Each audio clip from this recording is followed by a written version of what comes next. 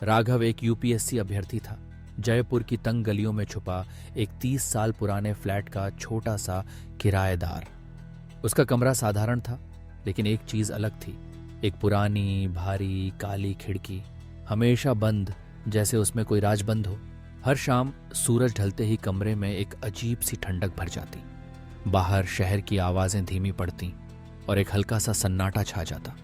राघव कभी कभी उस खिड़की को घूरता, सोचता, आखिर क्यों किसी ने उसे इतनी मजबूती से बंद किया होगा। रातें और भी अजीब थीं।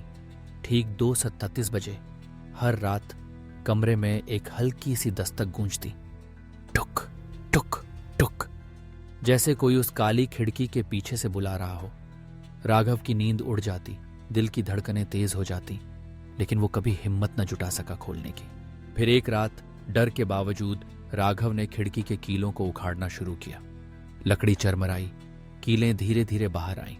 खिड़की खुली और सामने थी एक ईंटों से बनी दीवार, बस कुछ इंच की दूरी पर। लेकिन तभी उस दीवार ने जैसे पलकें झपकी और दो गहरी सूनी आंखें खुल गईं। अगले दिन से उसका रूममेट अनुज बदलने लगा। वो नींद में बड़बड़ाता, दीवार से बातें करता, कभी कभी फुसफुसाहट में सुनाई देता, मुझे अंदर ले लो।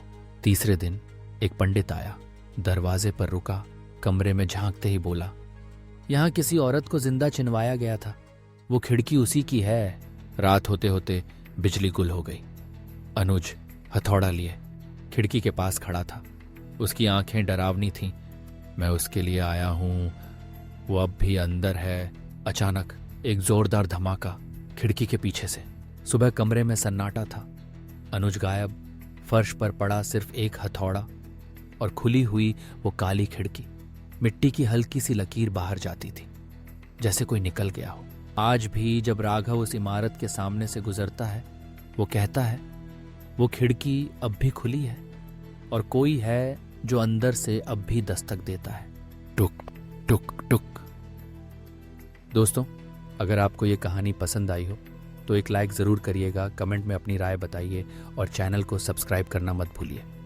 हर कहानी के पीछे कई दिनों की रिसर्च, लिखाई और एडिटिंग होती है।